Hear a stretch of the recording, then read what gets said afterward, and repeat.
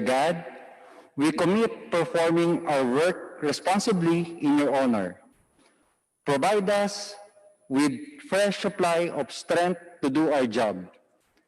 Enlighten our hearts and mind so that our work brings faith, joy, and smile to all that we come in contact with. Bless our meetings and all the people gathered here today.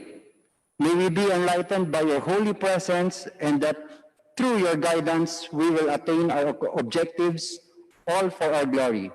All this we pray in the most holy name of Jesus Christ. Amen. Let's remain standing for the singing of the national anthem.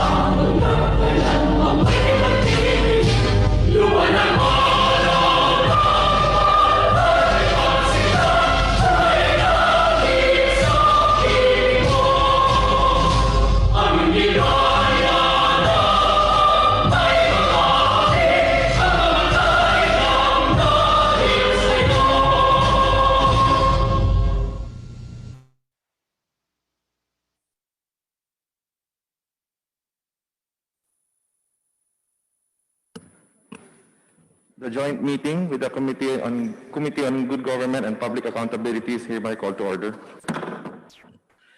The joint meeting with the Committee on Legislative Franchises is hereby called to order. Mr. Chairman, on the part of the Committee on Legislative Franchises, I move to dispense with the calling of the roll. I second the motion. There's a motion to dispense with the calling of the roll for the Committee on Legislative Franchises.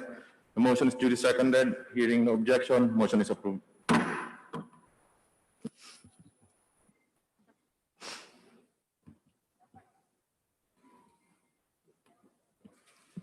On the part of Committee on Good Government and Accountability, I move that we dispense with the calling of the roll. Second motion. There's a motion to dispense with the calling of the roll for the Committee on Good Government.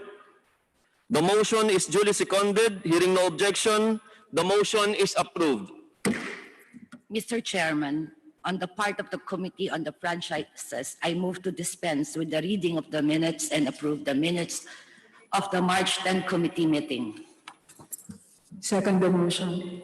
There is a motion to dispense with the reading of the minutes of the March 10 CLF meeting and approve the same. The motion is duly seconded. Is there any objections?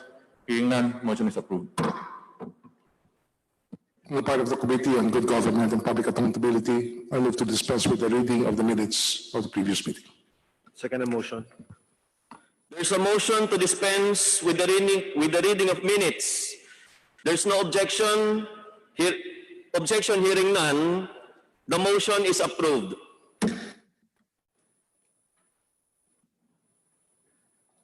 The Chair would like to recognize, to ask the Committee Secretary to please acknowledge the members present and also our guests.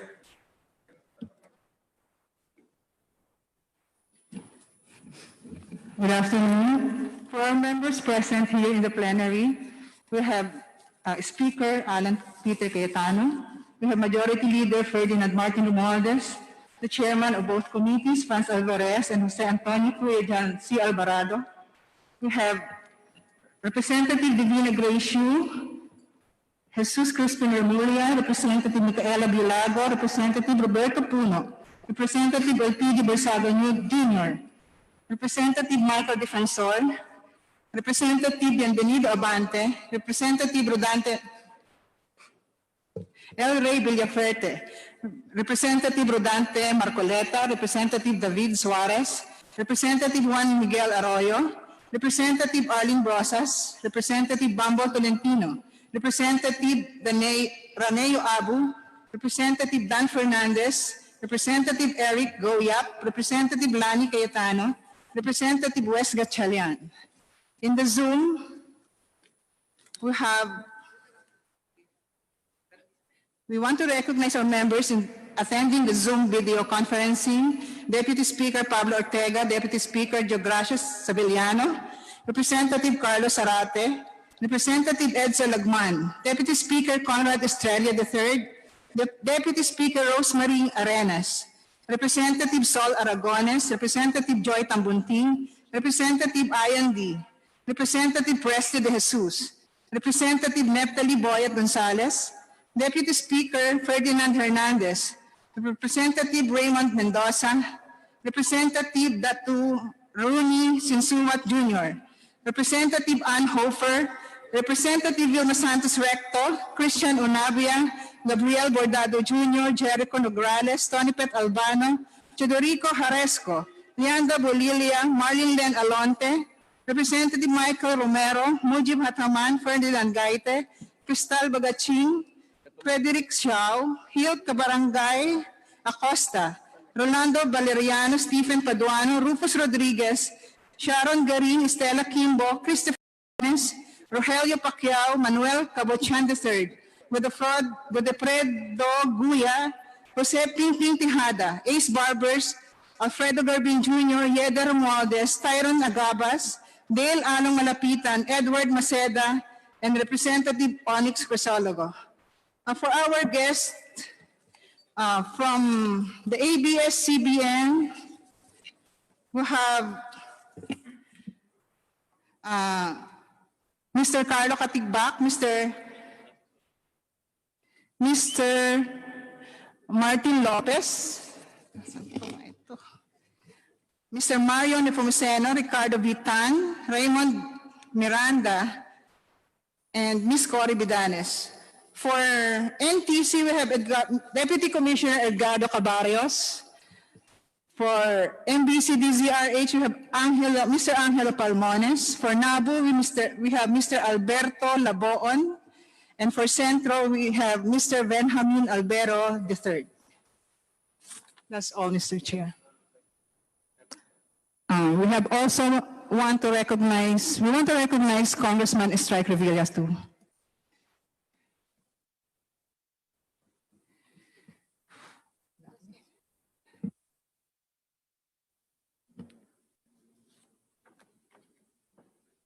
Most of the members of our committee are joining us via Zoom video conferencing. Likewise, some of our colleagues, members of media, and interested parties for or against the application are joining this also via Zoom video conferencing. On the part of the Blue Ribbon Committee of the House of Representatives, I hereby acknowledge the members present. Is also being streamed live on Facebook pages of our Speaker and the House of Representatives. Mr. Co-Chair, napansin ko lang po, the Solgen being absent in this hearing should be enjoined to attend future hearings and explain his side. Why should he not be held in contempt, Mr. Co-Chair? That is correct, Mr. Co-Chair. The chair is now directing both committee secretaries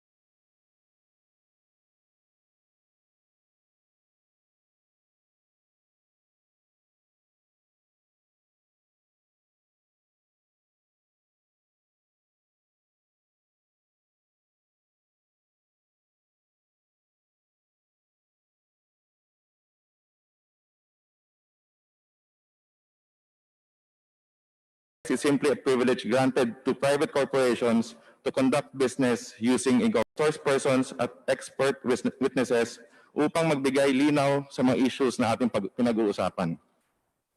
At dahil na din sa malawakang interes ng ating mga kababayan sa isyong ito, kinakailangan mailabas ang lahat ng impormasyon. The whole country will be watching, and if this committee does not do a good job, it is not only the network, but the entire Congress who will be judged. With this, I would like to ask every member of this committee, and even all those who will speak before it, to be guided by the principles of fairness, justice, honesty, and respect. Maraming salamat po.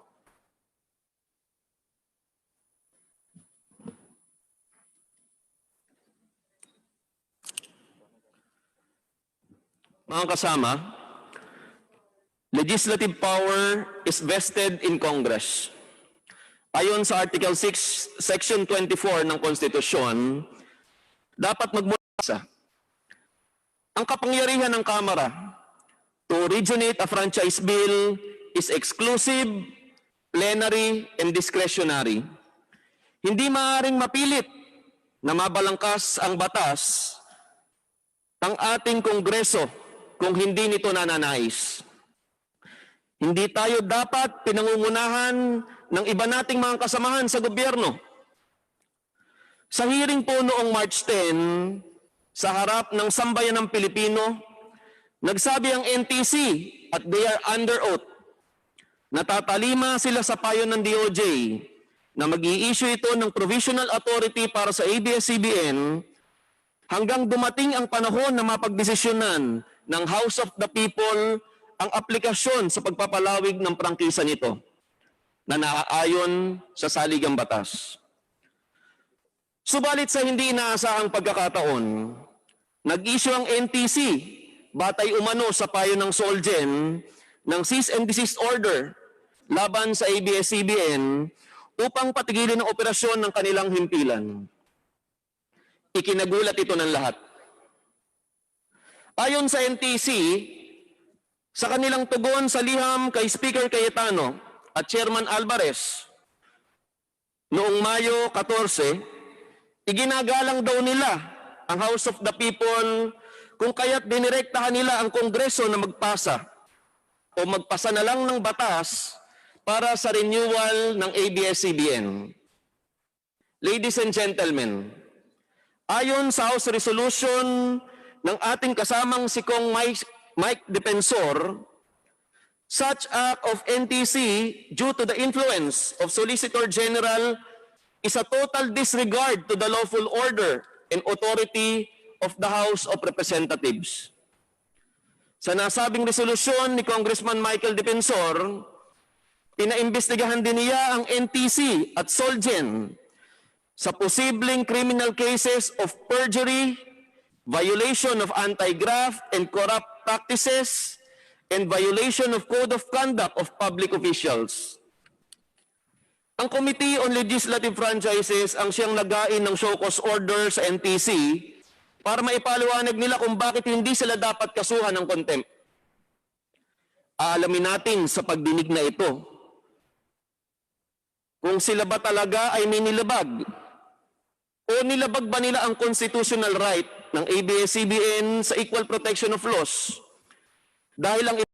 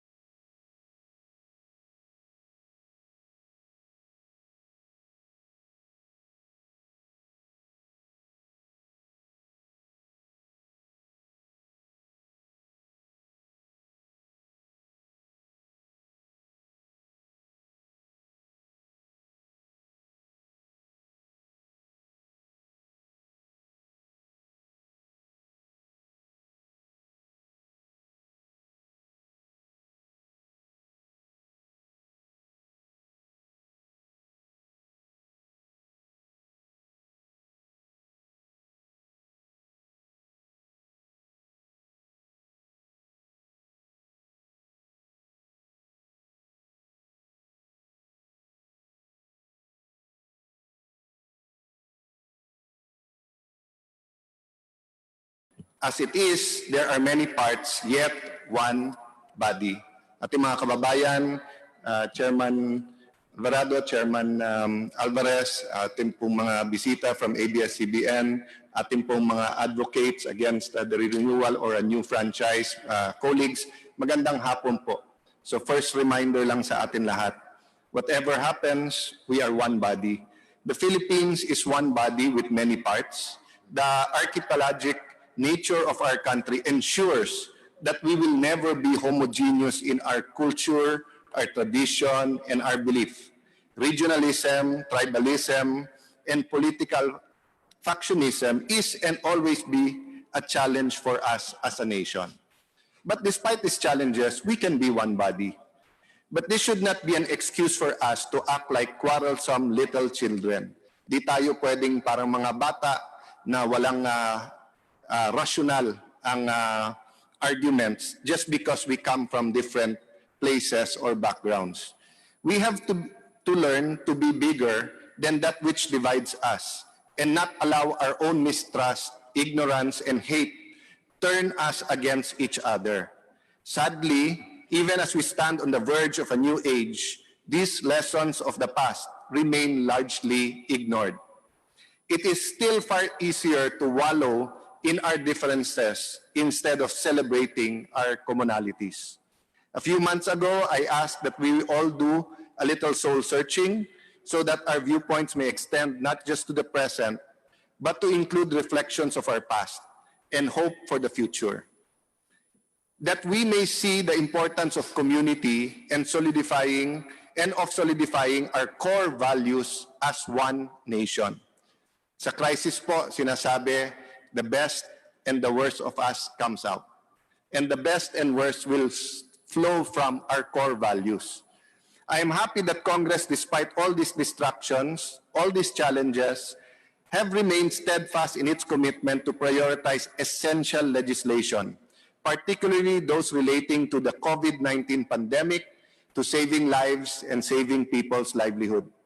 Just this morning, the Defeat COVID Committee, headed by Majority Leader Martin Romualdez, and I'd like to thank him, approved the Philippine Economic Stimulus Act, and thank you to the Economic Stimulus Cluster, the anti-discrimination against persons with suspected, probable, and confirmed cases of COVID-19, the paper from the Committee on Banks and Financial Intermediaries. These three measures will form part of Congress' larger AIM or the Adapt, Innovate, and Manage initiative. It will ease the impact of the virus on those most vulnerable sectors of our society. The Bayanihan, we heal as one act, despite some delays and mistakes in its implementation, is good law. It covered the last 2 months. Now we are called upon as a nation and here in Congress to discern, to pray, and to work hard towards crafting a new and comprehensive law towards that will address our new lives, our new economy, and what everyone is now calling our new normal. This is an example of one part of the body taking care of the others that are hurting or in need of care. As representatives of the people, we have a duty to listen to what they say. But as leaders of the community, we also have a responsibility to temper what is popular with what we know is right. So ulitin ko po yun ha, bilang representante po ng tao, obligasyon natin i-represent sila, alamin ang opinion nila. Pero bilang leaders nila, kailangan hindi parati kung ano popular, kung ano tama. So paano po natin mapagdidikit yung dalawa? Mapagdidikit po natin yung dalawa kung fair at transparent ang hearing. So by allowing the people to hear both sides, what is popular and what is right will hopefully intersect. This is why we are aiming for a better normal and not just back to what we were before. This is why we want to pass laws that will future-proof our educational system,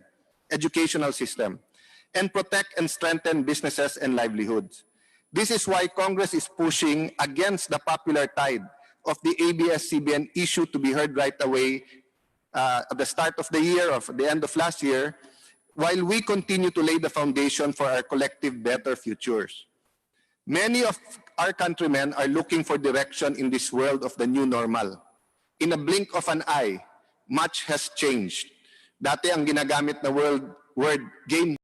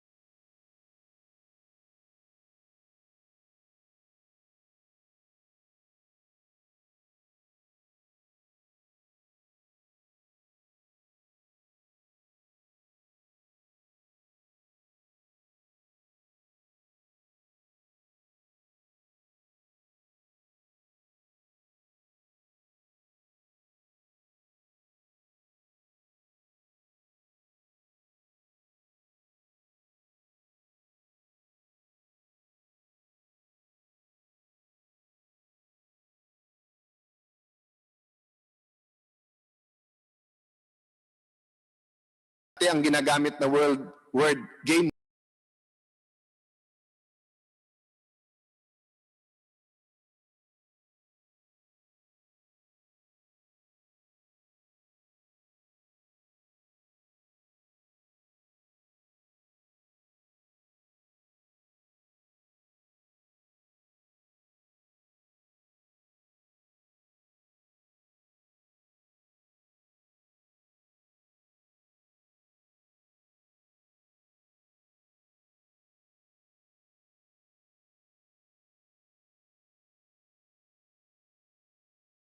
ng sinisigaw ng mga extremist sa magkabilang dulo ng usapang ito.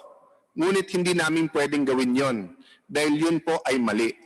Ang tama ay pakinggan ang bawat panig, dinggin ang mga facts, bigyan ng pagkakataon magsalita ang bawat isa at magdesisyon ng patas. Tama po na bigyan pagkakataon magsalita ang bawat isa at magdesisyon ng patas. Tama po na bigyan ng pagkakataon magsalita ang bawat isa at magdesisyon ng patas. Paulit-ulit po namin sasabihin yan. Tama po na bigyan ng importansya ang opinyon ng lahat sa paghahanap ng katotohanan.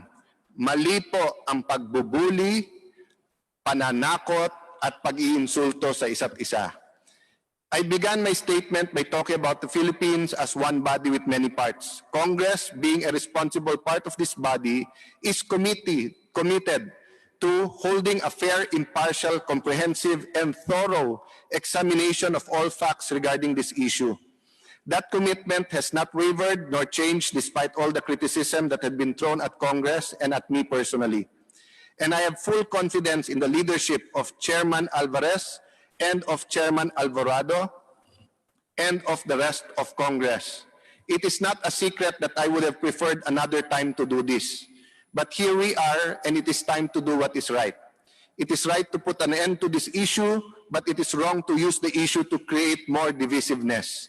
After all, the vitriol and the hate we have seen from this one issue, is it good that franchises are given every 25 years? Yes.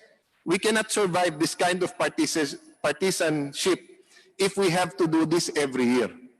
But let me echo Luke 6, verses 27 to 28, and say, love your enemies, do good to those who hate you, bless those who curse you, pray for those who mistreat you.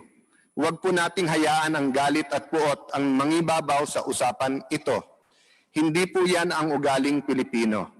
Hindi po yan ang tamang gawain ng mabuting mamayan. Magdebate po tayo, ipaglaban natin ang ating prinsipyo at paninindigan, pero magmahalan din po tayo bilang Pilipino. This hearing is not just about the network and its franchise. It is also about Congress and how we conduct it ourselves. And this I will promise. We will listen to the facts as they are presented and weigh the opinions as they are given. But we will not be bullied, we will not be threatened, we will not be ignored nor manipulated by anyone from doing our duty, from doing what is right. I therefore enjoin all advocates from both sides, those pushing for the 25-year franchise, and those who are against, whether you are here present today, you are in the Zoom meetings, or you have not attended this hearing, pumunta po kayo dito sa hearings, sabihin niyo ang inyong opinion, present niyo po ang facts. And I also enjoin leaders as one body to decide not just for this generation, for our generation, but let us decide for the next generation of Filipinos. Let us hear all sides with an open mind.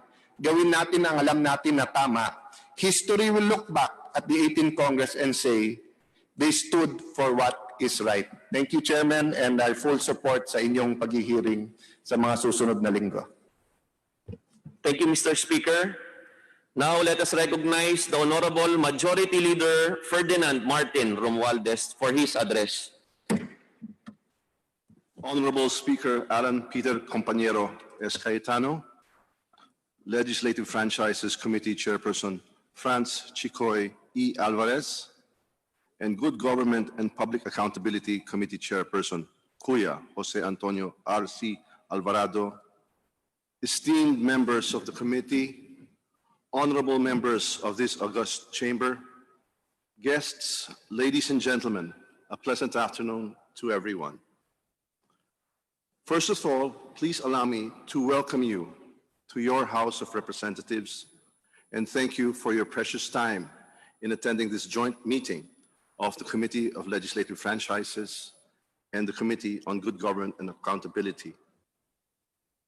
Our objective in the conduct of the deliberation is twofold. The first is to determine whether Abs-Cbn Broadcasting Corporation merits the congressional grant of the special privilege to operate a nationwide radio and television broadcasting franchise.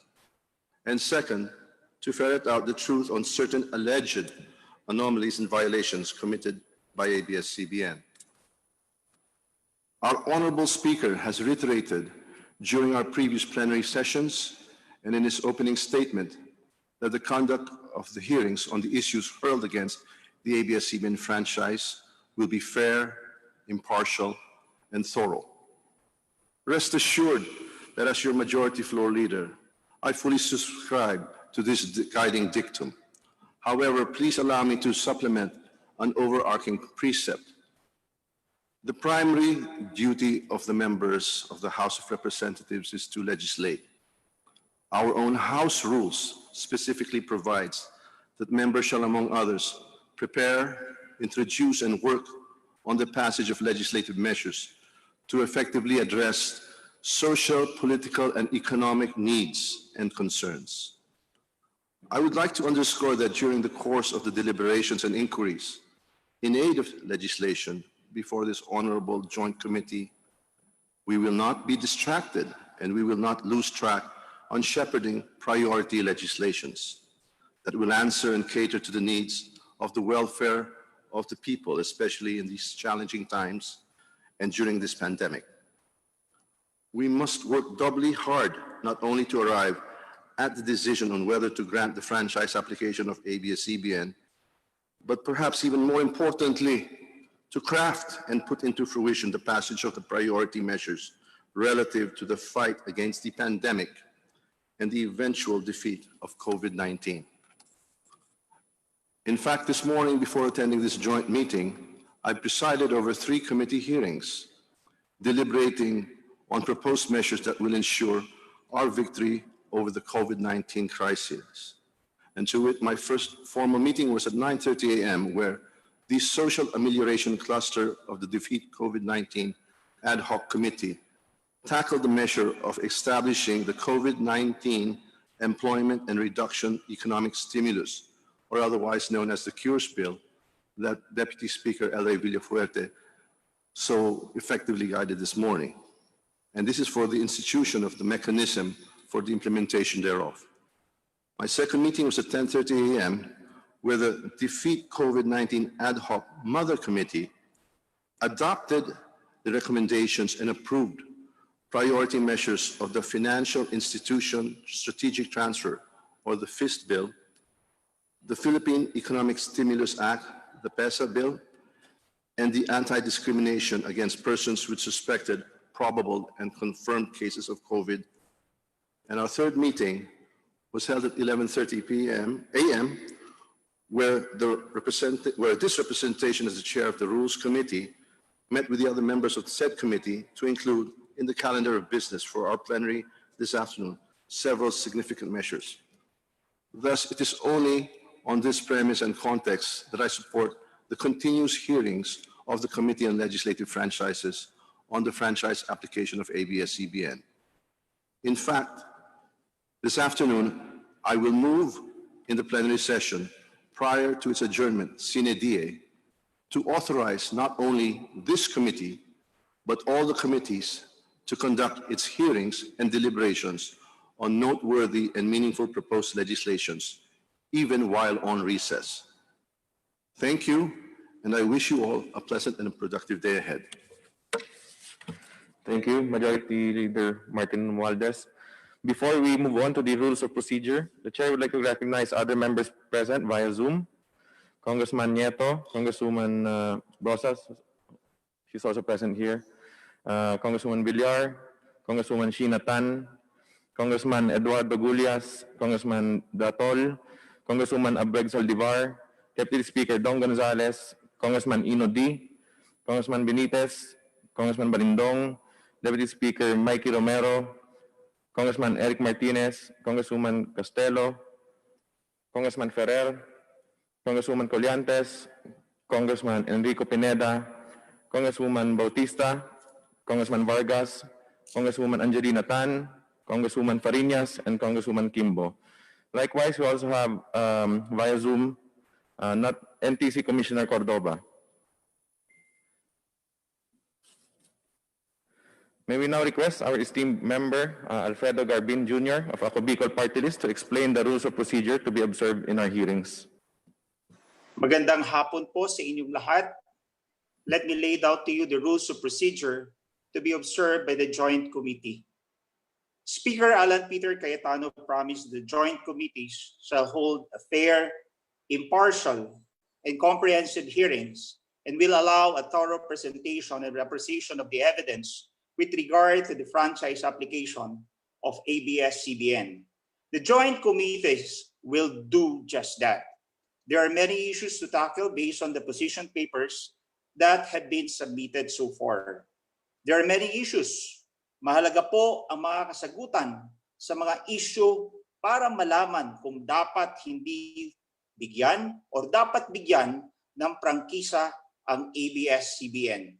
The decision of the Joint Committee cannot be reached in one sitting only. Iisa-isahin po natin ang mga issues na napapaloob sa franchise application ng ABS-CBN. Sa hearings po, una, maglalaan po tayo ng hearing sa bawat issue na kailangang talakayin.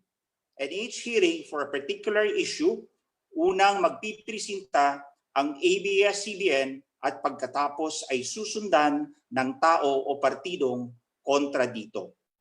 Both ABS-CBN and the respective oppositors can present their side by themselves or through a representative like a lawyer or their own official.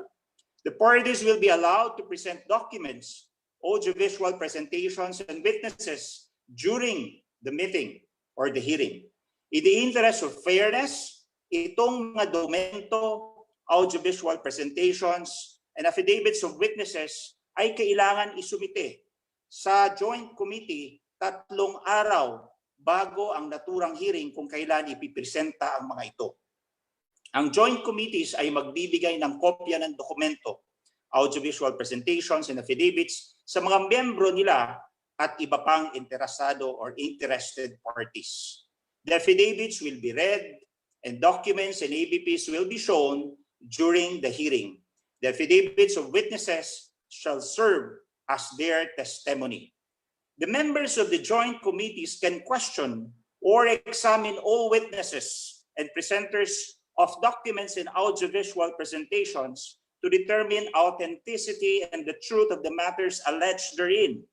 The Joint Committees may invite resource persons like experts, groups, sectors, constituencies, and individuals to give their opinion on an issue or subject. Bibigyan po ng prior notice sa mga resource person para makapaghanda sila ng kailangan dokumento at pag-aralan ang mga isyong dapat nilang talakayin. The Joint Committee may also invite resource person, the relevant officials from various agencies of the government, as they have the expertise and experience that the members need the determination of the issues involving ABS-CBN. The members of the Joint Committee may also question or examine the resource persons. The Joint Committee may subpoena documents and persons so they can be presented during the hearing. And while ABS-CBN may be represented by counsel during the hearings, the presence of its principal officers in each hearing is strictly required by rules. The principal officers include the President, the Chief Operating Officer, the Chief Executive Officer, and the Chief Finance Officer, the Corporate Secretary, and the Chief Technical Officer or their equivalents. Pagdating naman po sa pagboto, after all the parties, including the resource persons and witnesses heard, the joint committees will start the deliberation and thereafter magbobotohan na po. Only the members of the joint committee are allowed to vote. I repeat, only the members of the joint committee are allowed to vote. And ang majority po ng boto ang mananaig.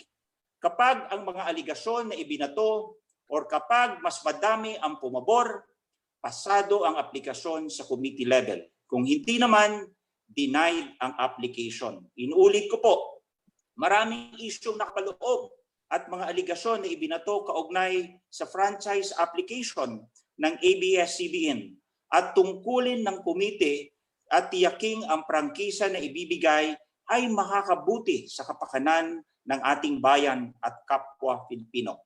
Inaasahan namin na ang lahat ng members ng Joint Committee at ang buong Kongreso, gayon din ang mga partido, witnesses at resource persons, kabilang na ang lahat ng ating mga bisita dito sa Kongreso, na sundin at igalang ang mga patakaran na hiniain ng Joint Committee upang matiyak ang maayos at makatarungan na pagdinig sa franchise application ng ABS-CBN. Tandaan natin na ang prosesong nabanggit ay isang guide para sa pandinig na ito. The Joint Committee should not be bound by strict adherence to technicalities when it comes to finding out the truth. May mga pagkakataon na kinakailangan maging maluwag tayo upang masigurado natin ang makatarungan at mabilis na pagre-resolba ng mga issues. Kasama ng sambayanang Pilipino, isa lamang naman po ang gusto ng ating mga pandinig ng aplikasyon ng ABS-CBN na maging impartial at objective, na maging patas upang makuha natin ang katotohanan sa mga paratang na ibinatos laban sa ABS-CBN at maging gabay sa bawat mababatas sa pagboto kung dapat ba o hindi dapat bigyan ng prangkisa ang ABS-CBN. Maraming salamat po.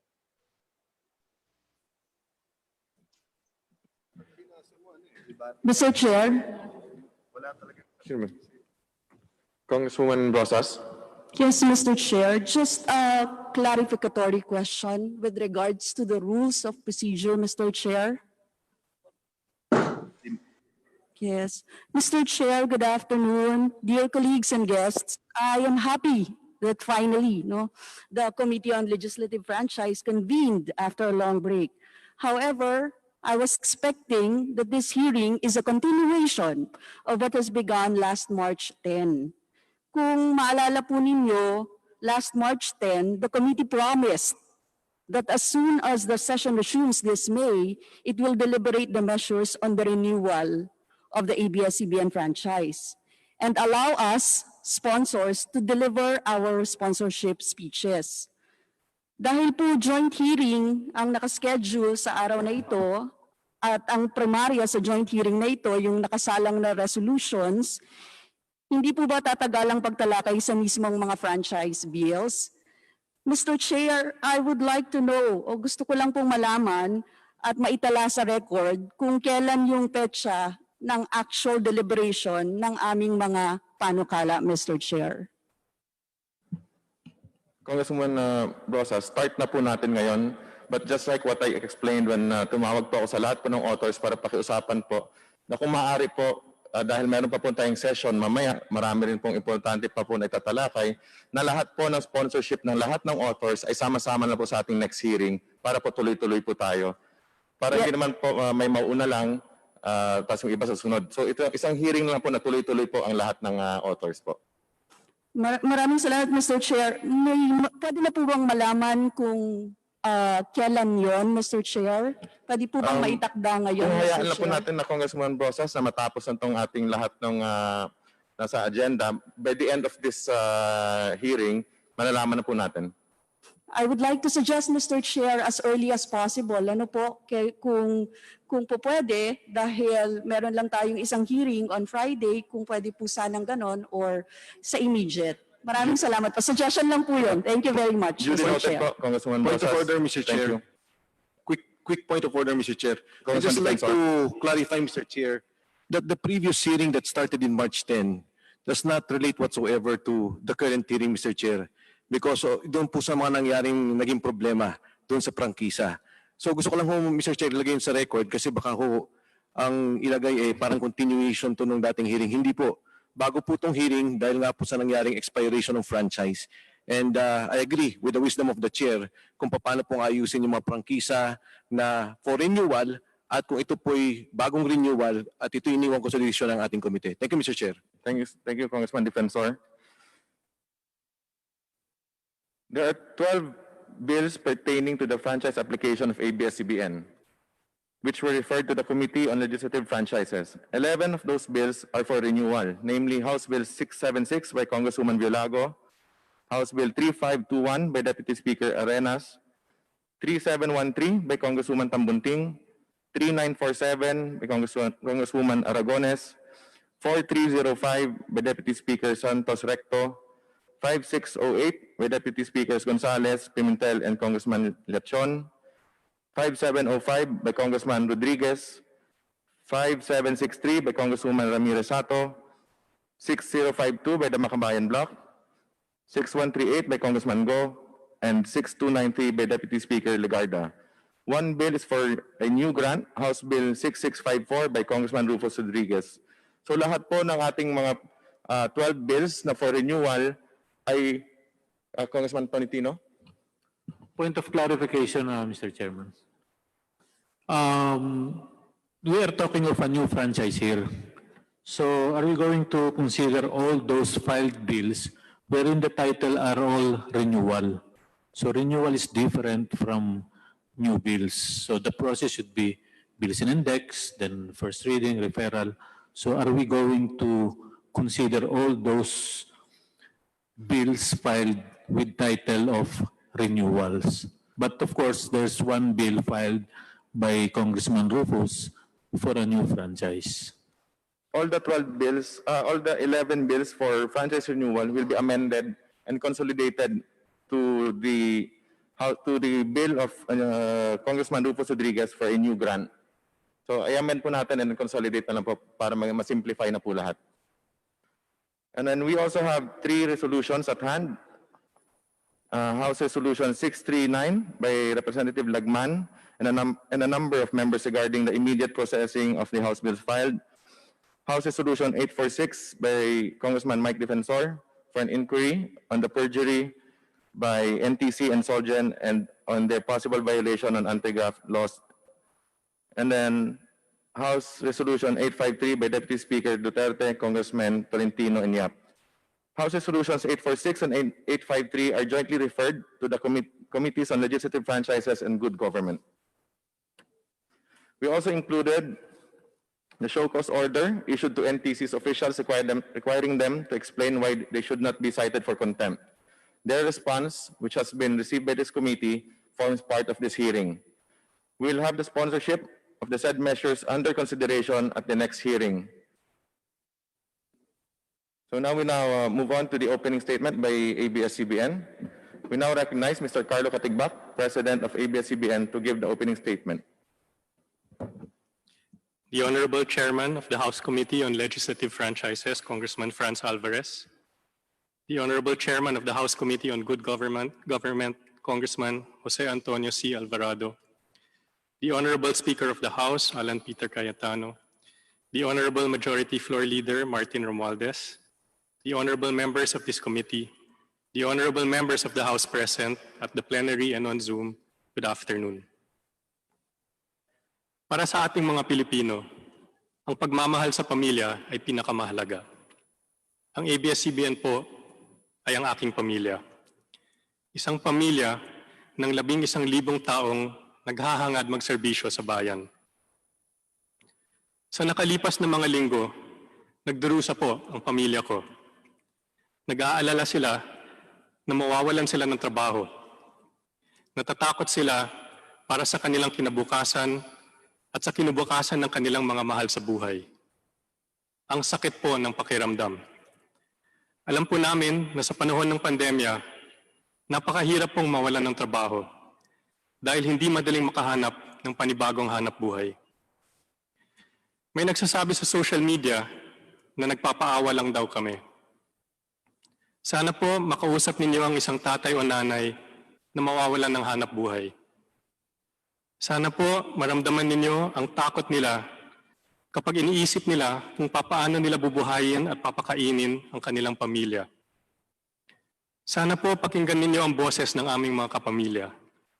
Sinabi ng Presidente ng aming rank and file union, hindi na kami makatulog sa pangangamba. Hindi po kami nagpapaawa. Umaapela po kami. Ibalik niyo po ang ABS-CBN para maprotektahan namin ang 11,000 kong kapamilya at ang kanilang mga minamahal sa buhay.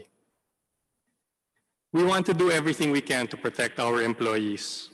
Pero may hangganan din ang kakayahan ng kumpanya namin. Habang wala kami sa ere, palaki ng palaki ang nalulugi sa amin.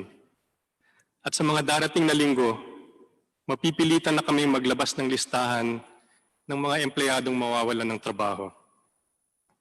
Sana makita po ng Kongreso na nasa kapangyarihan ninyo ang kinabukasan nila.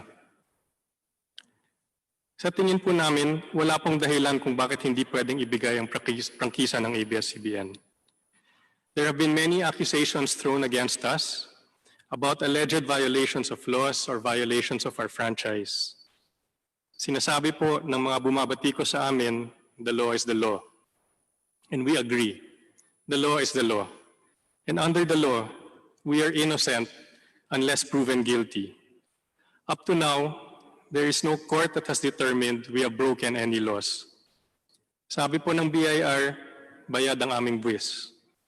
Nanggaling po sa SEC na aprobado sa kanila ang pag-issue ng mga PDR. Ang Department of Justice ang nagsabi na hindi labag sa prangkisa ang KBO. Ang DOLE naman ay nagsabi na sumunod kami sa lahat ng compliance orders nila. Wala po kaming nilabag na batas. Pero inaamin namin na hindi kami isang perpektong organisasyon. May mga kakulangan din po kami at handa naming ayusin ang mga ito.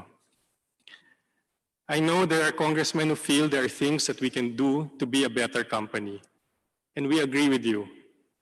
Mark Lopez, our chairman, and I both commit that even if a franchise is given to us, we will not stop listening to you. And we will continuously take actions that make us a better company. Your Honors, masakit po itong nangyari sa amin. Umasa po kami sa hangarin ninyo at ng Senado na habang pinag-uusapan ng prangkisa, hindi po kami mawawala sa ere. Sa pag-shutdown namin, marami sa ating mga kababayan ang nawalan ng serbisyo ng ABS-CBN, lalong-lalo na sa panahon ng pandemya. Nasa 70 million po ang nanonood ng ABS-CBN bawat linggo. Kailangan nila ang balita para sa kanilang kaligtasan o hanap buhay. At habang hindi sila makalabas ng bahay, marami ang nangangailangan ng mga programang nagbibigay ng saya, inspirasyon, tibay ng loob at pag-asa. Milyon-milyong OFW din po ang umaasa sa ABS-CBN para maibsan ang kanilang lungkot habang nagsasakripisyo sila para sa pamilya. Nung nag-umpisa ang quarantine at gutom ang naging problema ng bayan, agad po kaming kumilos para makatulong. Sa suporta ng iba't ibang kumpanya at sa donasyong nanggaling sa publiko, ang Pantawid ng Pag-ibig ay nakapaghatid ng pagkain sa 3 milyong tao sa NCR, Laguna, Cavite, Rizal at Bulacan. Para po sa amin, ang magmalasakit ay tungkulin ng aming kumpanya bilang isang tunay na kapamilya. Sana pakinggan niyo na lang po ang boses ng ating mga kababayan na nagsasabi kung gaano kahalaga ang serbisyo ng ABS-CBN para sa kanila. Sa aming mga kapamilya, maraming salamat po sa lahat ng suportang ibinibigay ninyo sa amin. Sana maparamdam ninyo sa inyong mga mambabatas kung gaano kahalaga ang ABS-CBN para sa inyo. Naniniwala po kami, ang pagbigay ng isang prangkisa ay nakasalalay sa serbisyong na ibibigay sa taong bayan. ABS-CBN deserves a future only if it has made your lives better. Your Honors, nasa mga kamay ninyo ang kapakanan ng marami. Ang aming mga empleyado at ang kanilang mga pamilya, ang ating mga kababayan na umaasa sa serbisyo ng ABS-CBN. Hinihingi po namin na bigyan ng prangkisa ang ABS-CBN. Tapat po kaming naglilingkod sa bayan sa mahabang panahon, wala po kaming nilibag na batas, at nangangako po kami na patuloy kaming magsusumikap na maging mas mabuting kumpanya. We commit that even after receiving our franchise, we will have the humility to listen to the public on how ABS-CBN can continually be of better service to our country. Thank you for this opportunity. We place our trust in your love for family and your love for country. Maraming salamat po. Mr. Chairman, with your permission, may we show a short video, please? Please proceed.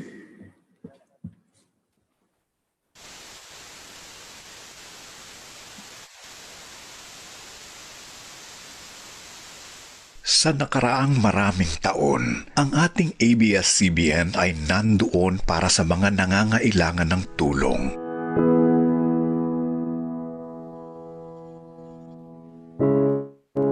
Nung na-diagnose ako ng breast cancer, hindi ko nararamdaman ng sakit kapag nanonood ako ng Showtime. Thank you po sa ABS-CBN. Hindi niyo po ako iniwan. Kayo po yung kauna-unahang tumulong po sa akin. Para doon sa mga nawalan ng bubong. Humingi po ako ng tulong kasi yung bahay namin giba. Kahit anong media, wala pong nakapunta rito, ABS-CBN lang. We are very fortunate now na napuntahan niyo kami. Para sa mga nagugutom. Grabe po. Wala kaming kakainin. Maraming salamat at nakakatulong sila para sa aming kagipitan. Dito po kami nagpapasalamat dahil bigas, canned goods, even pagkain ng mga frontliners, nagbigay din po kayo. Para sa mga naghahanap buhay. Ang laking bagay, nawawala talaga yung pagod. Mahilig ka sa balita, malayo pa yung bago, makapaghanda ka na. Para sa mga nawala. Sa panonood ng teleserye, sa mga balita, nawawala yung pagka-homesick ko. Para doon sa mga telebisyon ang tanging ligaya sa buhay. Ang ABS-CBN ay talagang naging parte na ng aming buhay. Salo-salo kami dun sa lamesa habang nanonood ng programa ng ABS-CBN. Salamat dahil tinutulungan nyo kami na magsama-sama ulit bilang isang pamilya at the end of the day. Ang mga palabas ng ating ABS-CBN ay nagbigay ng inspirasyon at aral. Nanonood po kami ng Ang Probinsyano kasi maganda tapos maraming aral na natututunan. Lahat ng stress nawawala. Paborito ko ay manood ng Kadinang Ginto. Mahal ko si Cardo, ayaw kong maaapi siya. Ang iba ay naging landas tungo sa kanilang pangarap. Casey! Pitoy! Ang ating ABS-CBN ay naging katuwang ng gobyerno sa maraming gawain. I am very thankful po sa ABS. Agarang aksyon talaga. For the many times that we were in disaster, you were always there as our first responders. Katulong din sa pagtaguyod ng karangalan ng ating lahi.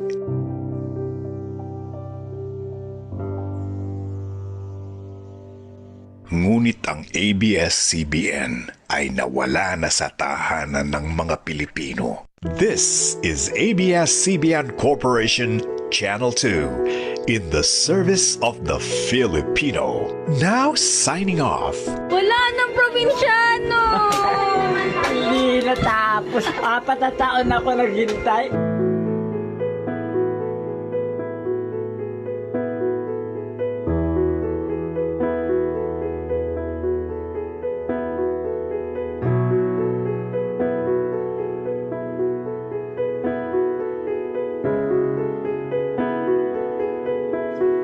Lumaki po ako na nanonood ng ABS. Ito po ay masasabi ko na parte po ng humulma ng aking pagkatao. Maghihintay kami hanggang bumukas ang ABS-CBN.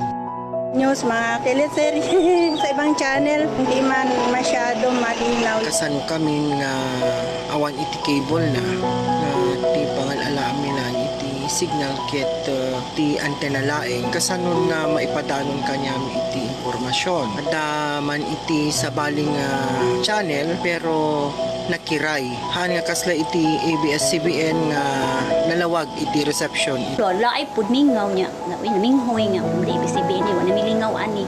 TV ra bilingaw dire nga nay salida nga ABS-CBN. Lungkot talaga. Kasi nawala na. Biro mo ilang taon. Nandiyan tayo tapos ngayon. Kasama ko niya pag pagtanda ko, yan ang pinapanood ko. Siyempre malungkot dito. Parang anak mo na rin. Sige na sir, wala na. Kung pwede, wala yan nagbalik.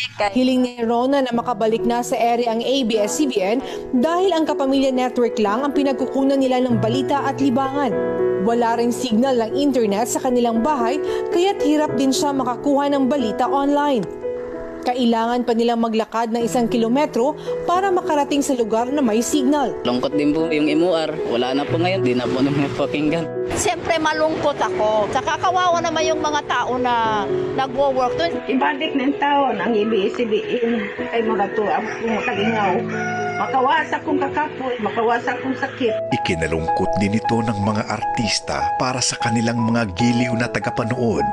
We all just want to bring happiness into the homes of the Filipinos na nakasanayan na nilang makasama for how many years sa loob ng kanilang mga tahanan. Ang ABS-CBN at ang mga serbisyong ibinibigay nito ay kaagapay ng gobyerno sa paglutas ng krisis na pinagdudusahan natin mga Pilipino ngayon. Tayo po ang magiging sandigan nila kung sila ay nalulungkot, gustong tumawa, gustong sumayam, magbigay ng impormasyon sa panahong kailangan po natin. Nakakalungkot po ang nangyayari ngayon na dapat nagkakaisa tayo at may hinaharap tayong pandemya. Nagkakawatak-watak pa tayong mga Pilipino dahil sa pagkakaiba ng opinyon.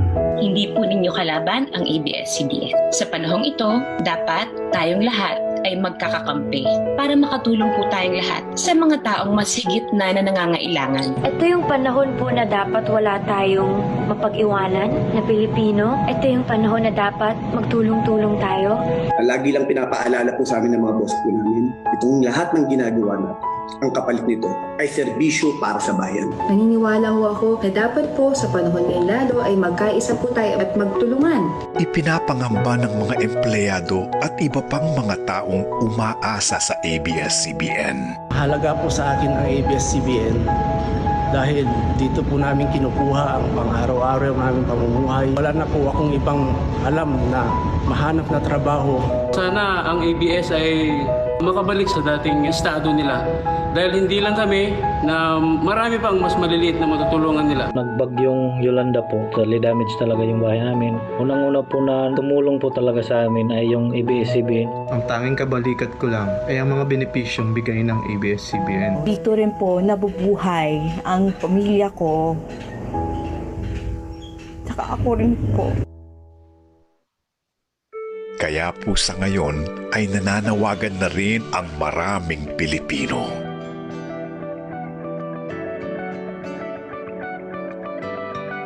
Simple lang naman ang hiling naming bawat Pilipino ay mabalik ang ABS-CBN para lahat ng Pilipino ay maging masaya na ulit. Paano na lang po kami na wala na yung ABS? Bayad sa lahat ng pangangailangan namin, sa ABS talaga nang gagaling. Sana mabigyan pa ng ibang pagkakataon ang ABS-CBN. Sa awa ng Panginoon, maibalik po sana ang ABS-CBN sa ere. Kasi marami po silang tutulungan Sana naman ang mga kongresista at ang mga senador ay maging patas sa pagpasahe, patas na pagbibigay ng prangkisa na 25 years sa ABS-CBN.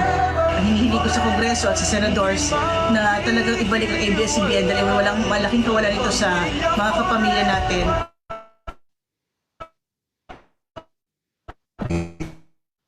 Dinadalangin po namin na sana'y payagan na po ninyong magpatuloy ang masaya at malalim na pagsasama ng ABS-CBN at lahat ng Pilipino. Totoo namang kapamilya sila kasi hindi naman nila kami pinababayaan. Ini po ang istorya ng katuyang pamilya. Parte ako kang ABS-CBN, kapamilya ko forever. Naligaya kami, lahat ng tao nakikita ko nakangiti. Tuloy-tuloy po yung kanilang adikain upang makatulong sa kapamilya. Kabutihan to sa mamamayang Pilipino, hindi lang sa isang tao. Masaya ako sa sila ang nagpabago ng buhay namin mag-iina. Forever! Kapamilya kami! Nasa inyo po ang desisyon at pahintulot upang makabalik ang minamahal nating ABS-CBN.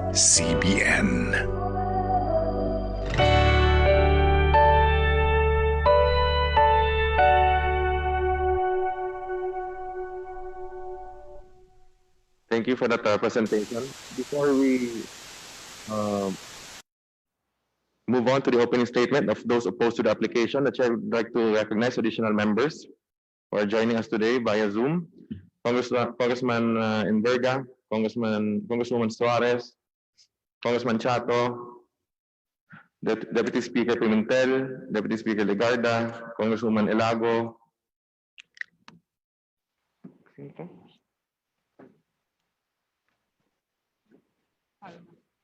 Congressman Palma, Congressman Pablo John Garcia, Congressman Kabatbat, Congressman Lara, Congresswoman Bernadette Herrera D, Congressman Haresco, Colliantes, Goriseta, Aglipay, and Abel Llanosa. Thank you, Chairman. We had invited Solicitor General Jose Calida to deliver the opening statement of those opposing the franchise application of ABS-CBN. Alam na po nating lahat na wala po dito si Solgen. So we ask and now recognize Deputy Speaker Rodante Marcoleta of Sagip Party List to deliver the opening statement of those opposing the franchise application of ABS-CBN.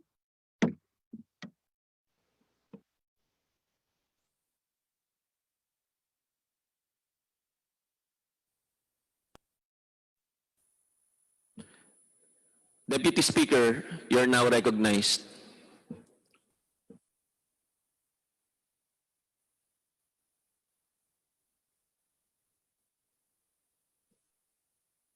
Meron po akong pin-repair na konti ring slide. Sana po maipakita muna bago ako magpatuloy. Pwede po, Deputy Speaker Marcoleta.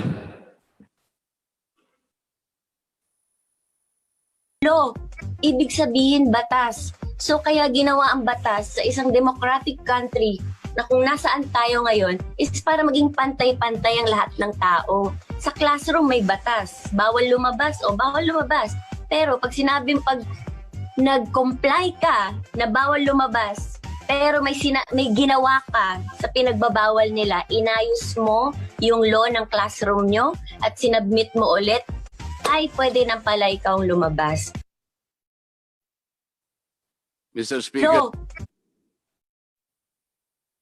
my distinguished colleagues, hindi po nag-comply sa batas ang ABS-CBN, kaya hindi po sila pwedeng lumabas at magpalabas. Those opposing the franchise application of ABS-CBN will show with clear and convincing evidence that ABS-CBN did not comply with the terms and conditions of its franchise as well as our laws and the Constitution.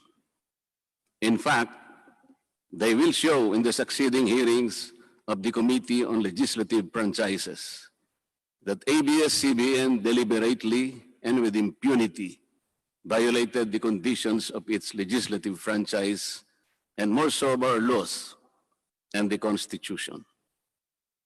Matagal na po kasi ang mga aligasyong ito. Hindi mamatay-matay, lumulutang sa internet, nasa labi ng mga Pilipino.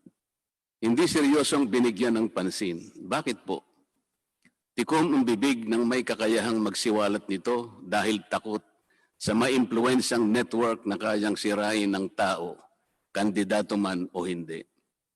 Salamat at ganap na ninindigan si Speaker Alan Peter Cayetano at hindi inalintana ang mga tuligsa sa kanya at pinayagan niya na magkaroon ng patas, bukas at malawak ang pagdinig sa mga aligasyong ito katulad ng nagaganap sa araw na ito. Ang banggit nga po sa John 8:32 ay ganito, "And you will know the truth, and the truth will set you free." Violation of the Constitution. Number 1, franchise is longer than 50 years. Hindi na po dapat payagan itong pagre-renew ng prangkisa ng ABS-CBN. Dapat na pong isara ang pinto para sa kanila. Bakit po?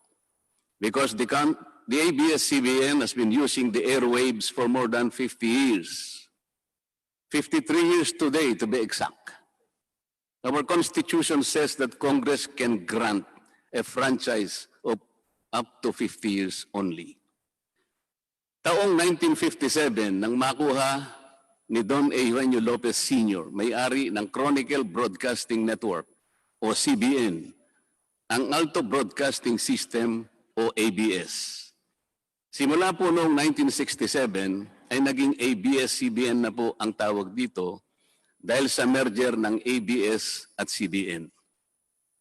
Kung susumahin po natin ang prangkisa nito simula noong 1967, ay 53 taon na po itong gumagamit ng airwaves magpahanggang ngayon.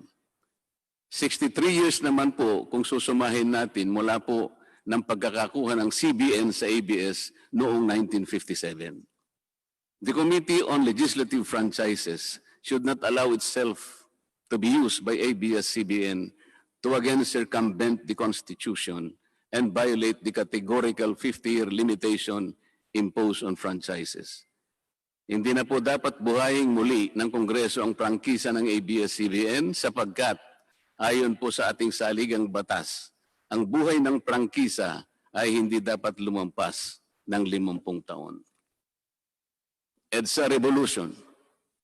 Siguro po may mga ngatwiran at sasabihin ng ganito. Sinara naman ng martial law ang ABS-CBN. Di po ba? Dapat huwag bilangin ang panahon na yon.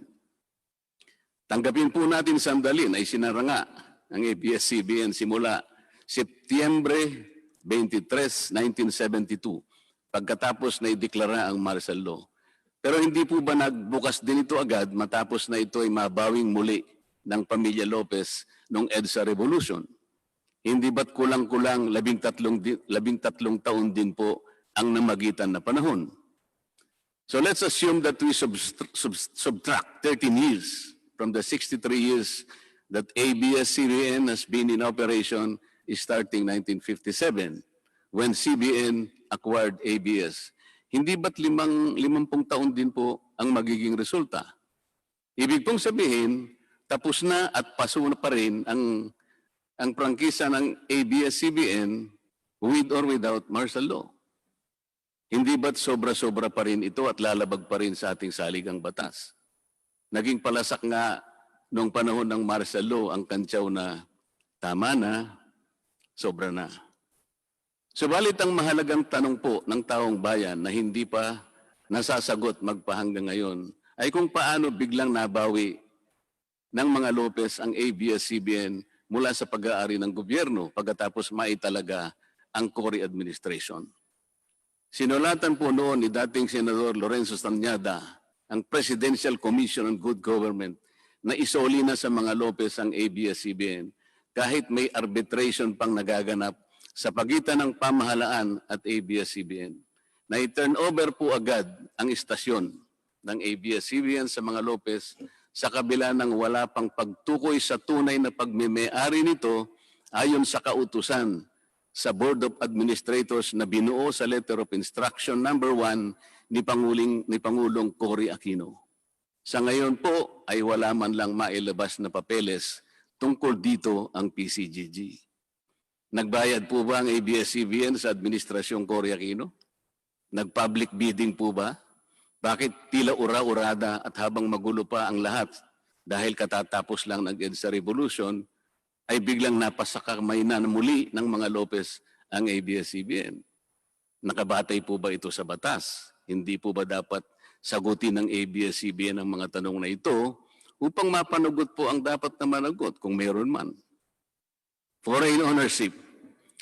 Puntahan naman po natin ang muling pagbubukas ng ABS-CBN noong 1986. Pati po kasi noong panahon yun ay may paglabag na rin sa ating saligang batas. Ano po kaya yun? Dahil Amerikano at hindi Pilipino ang may-ari at namahala sa ABS-CBN na mariing ipinagbabawal ng saligang batas. Congress should deny the franchise application of ABS-CBN for its clear violation of the Constitution, requiring 100% Filipino ownership and management of mass media companies. ABS-CBN's former president, Mr. Eugenio Gaby Lopez III, was an American citizen when he took the helm of the company in 1986 as director, then president, and then chairman in the later years. It was only in 2000 that he petitioned for recognition of Filipino citizenship and was issued a certificate of recognition as a Filipino citizen in 2002. At kahit sabihin po natin wala na ngayon sa management ng ABS-CBN si Ginoong Gaby Lopez, nagpatuloy pa rin ba sa paglabag sa saligang batas ang ABS-CBN? Opo. Dahil magpahanggang ngayon ay nagbebenta pa po sila sa mga banyaga, mga hindi Pilipino, ng pag-aari o ownership rights ng ABS-CBN. Through an intricate web of corporate layering, ABS-CBN lets non-Filipinos to own its common shares through the issuance of Philippine Depositary Receipts o PDRs. In September 1999, the ABS-CBN Holdings Corporation offered 132 million Philippine Depositary Receipts underlying the 132 million common shares of ABS-CBN. Immediately prior to the closing of the PDR's offering, Lopez Incorporated, the main stockholder of ABS-CBN Corporation, transferred 132 million ABS-CBN shares to ABS-CBN Holding Corporation, its alter ego. With the many rights afforded to the holders of these PDRs, most of whom, if not all, are foreigners, ABS-CBN Corporation virtually allowed these foreign holders beneficial ownership and potential voting rights. This is a circumvention of the strict foreign equity restriction imposed by the Constitution on mass media companies. Quite obviously, the ABS-CBN PDR instrument, a creative financial mechanism, is being used as a subterfuge to indirectly own the underlying ABS-CBN shares of stock. Violation of workers' rights under the Constitution. ABS-CBN violated the rights of its own workers. It denied them their just share in production as required by the Constitution. It committed unfair labor practices, which consequently denied its employees the benefits required by law to be provided to all employees. Isang halimbawa po dito ay ang asunto na isinampa ng halos 100 o mahigit sa 100 manggagawa ng ABS-CBN sa National Labor Relations Commission o NLRC dahil sa pagtanggal sa kanila dahil sila raw ay mga talents lamang at hindi mga regular na empleyado. Nanalo po ang mga manggagawa sa NLRC at maging sa Court of Appeals. Bakit hindi na lang nila sinunod ang hatol at umapila pa ang ABS-CBN sa Korte Suprema. Ito ba yung sinasabi po kanina sa opening salvo na ang pagmamahal sa kanilang kapamilya ay ganun na lamang? Mali naman po yata na sabihin ng ABS-CBN na lampas sa 11,000 ang mga empleyado nito dahil kung ito po ay masusi nating iimbestigahan, may 2,661 at isa lamang. 2,661 ang mga regular na empleyado nito. Ang karamihan po o mahigit na 8,500 na kawani ng ABS-CBN ay tinagurian nilang independent contractors or talents, project workers at contractuals lamang kahit na pang-regular na empleyo ang trabaho nila. Ayon po sa ating labor code, kapag pang-regular ang tungkulin ng isang manggagawa, dapat siyang gawing regular employee. Hindi dapat contractual. Hindi dapat independent contractor, talent, o kaya project worker lang. Malinaw na labag sa batas ang ginagawa ng ABS-CBN. Sana ay ibalita rin po ito ng TV Patrol upang mabunyag ang libo-libong endo sa kanilang bakuran. ABS-CBN has not regularized its contractual workers and talents despite performing the functions of regular workers. It even forced some of its workers to sign employment contracts containing waiver of the right to regularization. And those who refuse were unceremoniously terminated from work. ABS-CBN has subcontracted most of its production work to subcontractor production companies, despite the fact that production is directly related to its core business. These production entities are paid minimally, whose workers obviously get lesser benefits and take-home pay compared to ABS-CBN's regular employees. And yet, the profit generated by ABS-CBN from its independent production companies appear greater than its expenses, especially those expenses that are even deductible for income tax purposes. Kung kaya't hindi po may kakaila sa publiko na napakarami ng labor cases na hinarap at haharapin pa ng ABS-CBN. Ang masaklap pa po dito ni hindi nagbibigay ng contribution ang ABS-CBN para sa benepisyo ng kanilang mga empleyado. Dahil po sa 2,661 lang ang regular employees nito, ang mga ito lang ang may benepisyo. Ang iba po na mahigit 8,500 na nagtatrabaho sa ABS-CBN ay wala po ni katiting na government-mandated benefits na natatanggap katulad ng SSS, PhilHealth o kaya Pag-ibig. Kanina po sa opening salvo, narinig po natin na ang kanila pong isinasangkalan ay yung kanila pong mga kawani, mga manggagawa. Ang kongreso pong ito ay nakikidalamhati. Nalulungkot din po. Bakit naman po hindi? Kung pwede po nating ipaghalimbawa, sandali lamang po, ang ABS-CBN sa isang jeepney driver. Alam po niya na wala siyang prangkisa. Nagsakay po siya ng napakaraming pasahero. Yung mga pasahero naman po, bago sumakay doon, hindi naman niya tatanungin sa driver, Mamang driver, mamang chopper, kayo po ba ay may prangkisa? Yung rota po ba ninyo, pinapayagan yan? Wala pong nagtatanong na gano'n kasi mabilisan pare-pareho pong nagmamadali. Ano pong masita siya ng LTFRB? Gagamitin po ba nung driver na yon o nung taxi driver na yon o yung bus operator na yon? Kawawa naman po yung pasahero namin kung patitigilin mo ngayon. Meron pong pupunta sa ospital, meron pong pupunta sa trabaho, meron pong pupunta sa eskwela. Napakarami pong gawain itong mga taong ito. Ito po ba ang ibibigay po ninyong halimbawa? Hindi po ba dapat kayo muna ang kauna-unahan na nag-isip ng kapakanan nila? Ilagay ninyo sa magandang kalagayan ang pagpapatupad ng prangkisa ninyo at wala pong malalagay sa alanganin. Huwag po ninyong isasangkalan ngayon ang inyong mga manggagawa at kani-kanilang pamilya. Hindi po ganun. Sasagutin po ninyong aligasyon na ito, hindi po sa pamamagitan ng emotional appeal. If this indeed the true house of the people, the Committee on Legislative Franchises must side with the poor workers of ABS-CBN in denying its franchise. Justice to them will be finally served, although ironically, this will also entail some sacrifice on their part. Political bias. ABS-CBN has been biased and partisan in favor of particular candidates and against certain candidates during the 2010 and 2016 presidential elections, contrary to the terms of its franchise and in violation of the Omnibus Election Code. Hindi naman po lingid sa kalaman ng marami, kung hindi man lahat, kung paano naging pro Noynoy Aquino ang ABS-CBN noong 2010 at pro Grace po at Lenny Robredo naman noong 2016.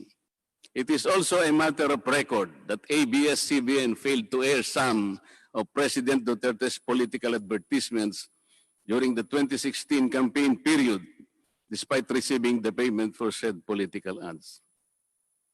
Ang masakit po dito, kung hindi pa sila pinigilan ng korte sa pamamagitan ng isang TRO, ay nakahanda na palang ipalabas ng ABS-CBN sa bisperas mismo ng pagtatapos ng campaign period ng 2016 presidential elections.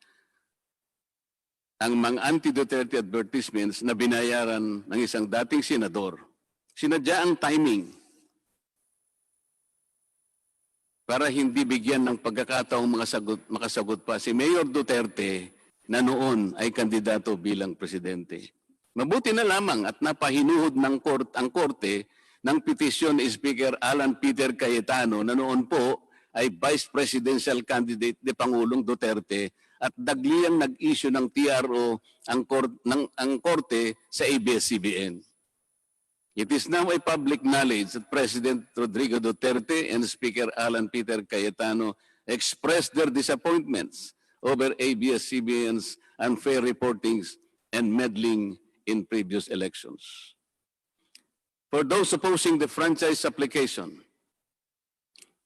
hindi na po dapat payagan ng ABS-CBN na muling pakialaman ang politika sa ating bansa.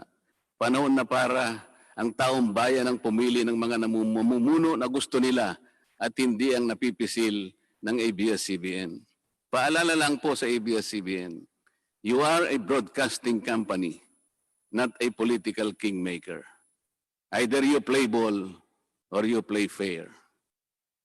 Multiple channels in one franchise. Mga kababayan, inabuso po ng ABS-CBN ang kanilang prangkisa. Sa hindi nila may paliwanag na dahilan o maaari namang sinadya na gamitin ang kanyang prangkisa para sa isang channel lamang, pero gumamit pa ng ibang prangkisa ng telekomunikasyon na hindi naman pang broadcast upang mas kumita at makapagbenta sa pamamagitan ng maraming channels. ABS-CBN violated the terms and conditions of its franchise by offering its TV Plus boxes for a one-time fee but using the free-to-air signal authorized in the franchise granted by Congress at no cost to ABS-CBN. Tubong lugaw, ika nga.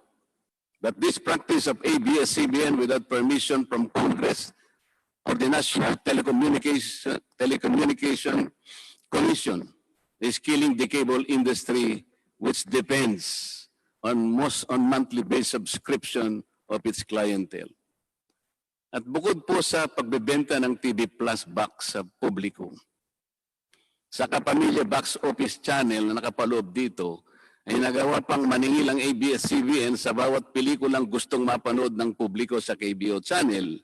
Ibinenta na nga ang TV Plus box, ibinenta pa rin ang mga palabas na pwedeng mapanood sa TV Plus box. Dobleng tubong lugaw na po ito. Hindi po saklaw ang mga ito sa prangkisa na ipinagkaloob ng Kongreso sa ABS-CBN.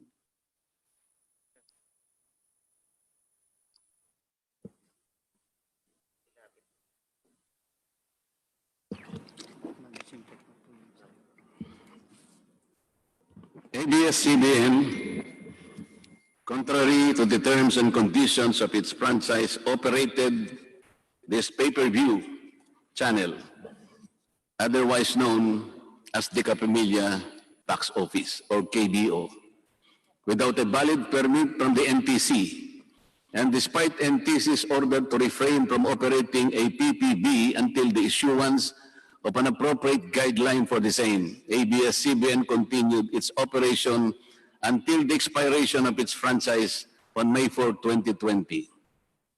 Tax evasion. ABS-CBN also violated the terms and conditions of its franchise by engaging in tax avoidance schemes, which deprived the government of the much-needed revenue. It used its wholly owned subsidiary, Big Dipper Digital Content and Design, Inc., a PESA-registered company, as tax shield. Its main customer is ABS-CBN Hungary. And because of this unconscionable tax avoidance scheme, ABS-CBN alleged effective tax rate in 2018 was at -5%. This means that ABS-CBN managed to avoid paying taxes in 2018. Bakit po ang GMA7 na hindi naman kasing laki o kasing yaman ng ABS-CBN ay nakapagbayad ng buwis sa pamahalaan ng 1.6 billion pesos noong 2018? Samantalang ang malaalamat na ABS-CBN ay walang binayarang buwis. Bakit naman nakalibre ang ABS-CBN noong 2018 sa negative income tax nila na 84 million? Ibig sabihin po nito ay may tax credit pa ang ABS-CBN at ang gobyerno pa ang lumalabas na may utang dito. Wala pong pagkakaiba ito, mga kababayan. Sa isang taong nangutang sa tindahan, binigyan pa ito ng sukli. In 2019, ABS-CBN again did not pay its rightful taxes. It avoided this by entering into compromise agreement with the Bureau of Internal Revenue, with the latter accepting the settlement of 152 million pesos plus from ABS-CBN, equivalent to only 40% of its assessed deficiency in income tax, value-added tax, and documentary stamp tax payments. But this is only one among the 4 other cases lodged by the BIR at the Court of Tax Appeals, all of which were also settled by compromise. Bakit po ganun?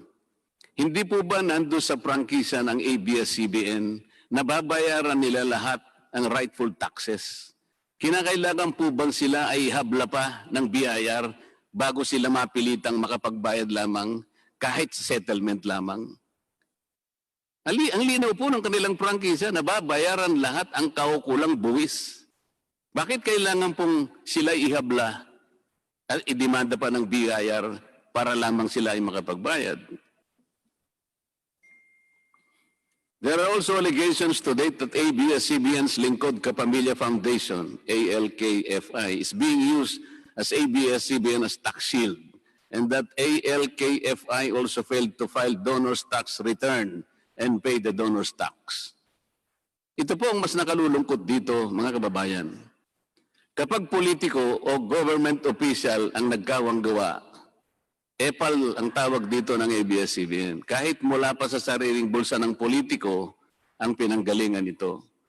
Pero kapag ito ay galing sa lingkod kapamilya, puro pangalan ng ABS-CBN ang kanilang pinangangalandakan, katulad po ng nakita natin ngayon. Alam naman natin na galing naman sa lahat, sa mga donors ang pondo na ginamit nila. Meron po kayang nanggaling sa yaman ng ABS-CBN. Di baling ang pantulong ng ABS-CBN ay galing sa donasyon ng ibang tao. Di baling ang perang pantulong ay mula sa tax avoidance ng kumpanya. Ang mahalaga ay mapalabas nila sa pamamagitan ng sa mamamayan, katulad po ng nakita natin ngayon na napakabuti at napakabait ng ABS-CBN. Kami po ay naniniwala na unti-unti na pong nabubuksan ang katotohanan sa ating mga mamamayan. Hindi po ba mas maganda at katanggap-tanggap na tumulong sa kapwa ng walang nalalabag na batas at buong sikap pang nasusunod ang prangkisa? Dahil po ba kayo ay nakapagdudulot ng saya, ng aliw sa ating mga mamamayan? Dahil po ba kayo ay nakapagbibigay ng inspirasyon, ng pag-asa, ng katatagan ng loob na kagaya po sa opening salvo kanina ng representative ng ABS-CBN? Hindi na po ba natin susundin o tutuparin Isasaalang-alang ang ating mga batas, ang ating saligan batas, o kaya ang prangkisa ninyo? Makakapagpasaya naman po tayo. Makakapag-inspire po tayo. Nang hindi po tayo lumalabag sa batas. The House of Representatives should endeavor not to grant the franchise application of ABS-CBN because it has deliberately floated the Constitution and other related laws.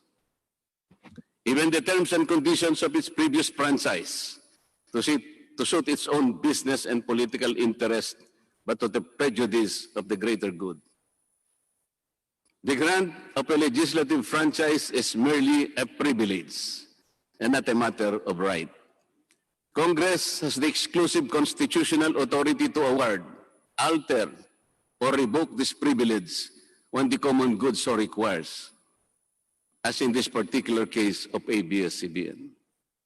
We believe that it is but right for the House of Representatives to deny this time the franchise of ABS-CBN for flagrantly violating the Constitution and related laws, even its own franchise, making it unworthy of the grant of this special privilege by the state.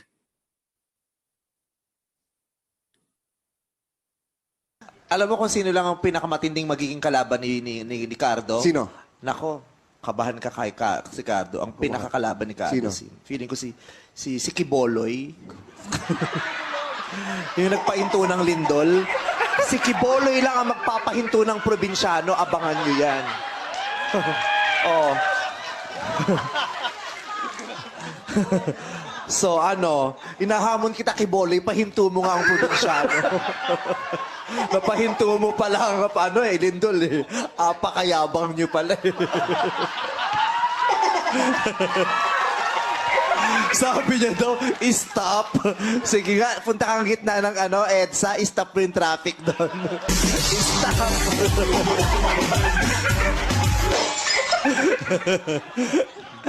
Iba ka, Kiboloy. Alam mo kung sino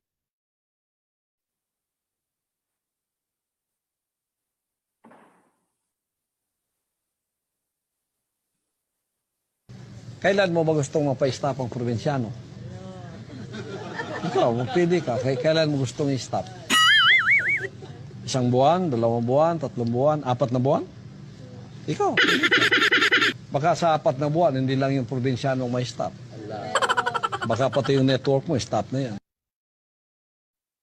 Mr. Speaker, ABS-CBN posed the challenge. Obviously, the challenge was accepted. There is no reason to complain. Maraming salamat po. Maraming salamat, DS Marcoleta. We now recognize Speaker Cayetano for a manifestation. Mr. Chairman, I'd like to thank both sides for the opening statements. Very clear sa side ng ABS na paninindigan na walang violation of law, at very clear kay Deputy Speaker Marcoleta na inisa-isa niya yung alleged violation of law. So katulad ng sinabi ni Congressman Garbin kanina na dapat less technical para ang tao naririnig lahat, I just like to appeal sa members ng leniency kay Solicitor General, at kahit today natin schedule yung opening statement, bigyan pa natin siya ng pagkakataon sa susunod na hearing to make the opening statement. Kasi kung i-review nyo po ang statements niya, statement na Malacanang, very, very clear po, hindi siya inutusan ng ating Pangulo na pumunta sa korte at gawin yung petition niya. So very, very clear that the champion of the exposing the alleged violations of ABS-CBN is Solicitor General. That doesn't exclude other champions who are here today and other oppositors who have been interviewed on specific alleged violations.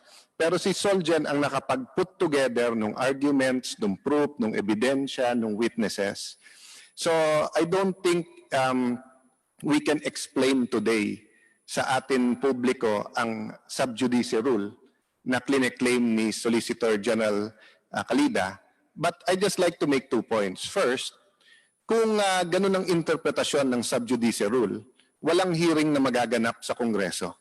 So for example, corruption sa pagbili ng PPEs, ang gagawin lang nung inaakusahan, mag-file siya ng libel case laban dun sa umakusa. Tapos sasabihin na niya, hindi na siya pupunta sa hearing kasi sub judice yung kaso. Di ba?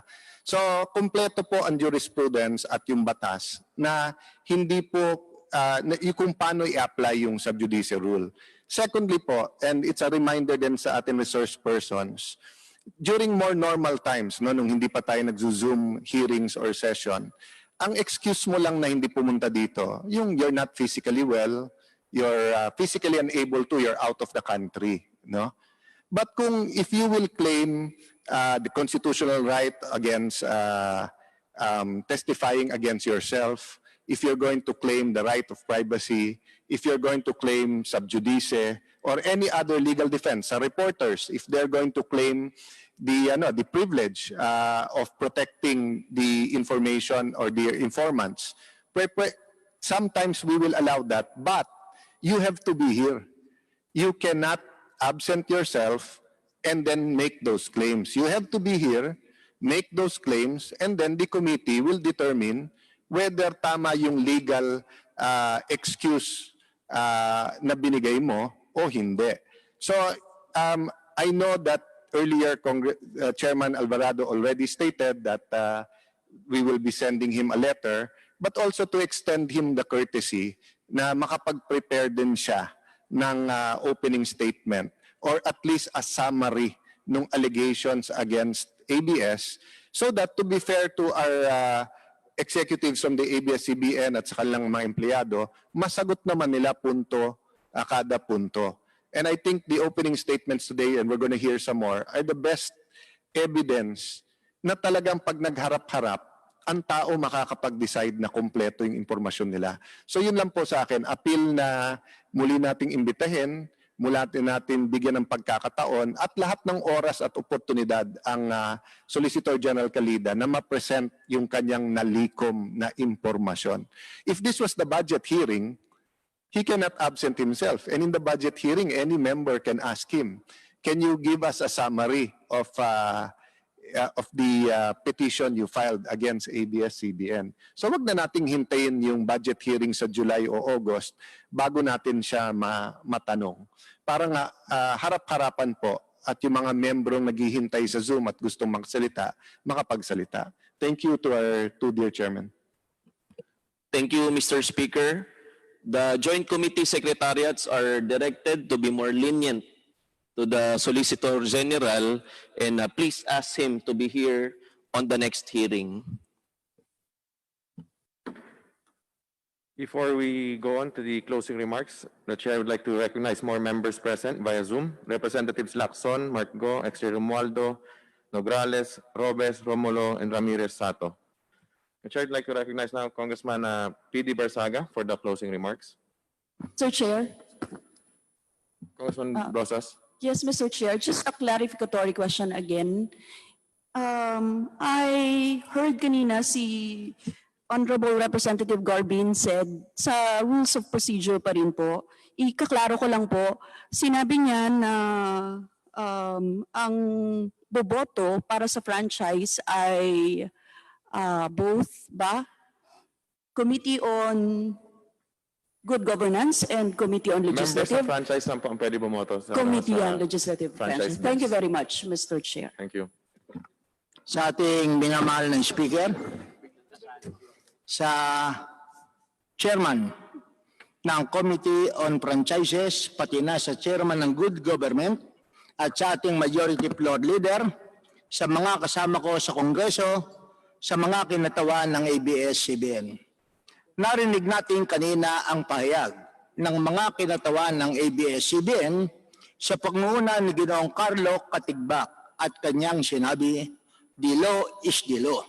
Ang batas ay batas, ngunit ang ABS-CBN ay walang paglabag sa batas na ginawa sa ilalim ng kanilang prangkisa. Narinig ko rin ang sinabi ng ating Deputy Speaker, Congressman Marcoleta, at sinasabi niya maraming violation ang ginawa ng ABS-CBN. Mayroong paglabag ang ABS-CBN sa ating saligang batas sa pagkuha nila ng ABS-CBN ng Lopez family pagkatapos ng EDSA Revolution. Sinabi rin ni Deputy Speaker Marcoleta na ang prangkisa ng ABS-CBN ay umabot na sa 63 taon in violation of the maximum requirement of 50 years sa ating saligang batas. At sinabi niya rin, mayroon ding paglabag ang ABS-CBN sa constitutional requirement na 100% Filipino ownership ang kinakailangan sa mass media sapagkat ang kanilang dating Pangulo, Eugenio Lopez, allegedly is an American citizen. At sinabi rin niya ang akusasyon na mayroong paglabag ang ABS-CBN sa pag-i-issue ng Philippine Depository receipts sapagkat ito ay pinagbibili sa foreigners which would be an indirect violation of the constitutional mandate that it should be owned only by citizens of the Philippines. Mayroon ding umanong paglabag sa ating labor code at paglabag sa pagbabayad ng buwis. Sa katunayan, nagkaroon siya ng comparison sa mga buwis na binabayad ng GMA7 at ABS-CBN. Dahilan sa mga conflicting issues na narinig ko mula sa ABS-CBN at kay Deputy Speaker Marcoleta, kinakailangan magkaroon tayo ng exhaustive hearing at nang sa ganon talagang makita natin kung ano ang katotohanan. Kaya minumungkahi ko sa ating mga chairpersons na mag-schedule tayo ng hearing at nabanggit naman ng ating majority floor leader that at the end of the session today, bibigyan niya ng karapatan ang mga committee na magkaroon ng session even during the time that we are in recess. Marami pong salamat.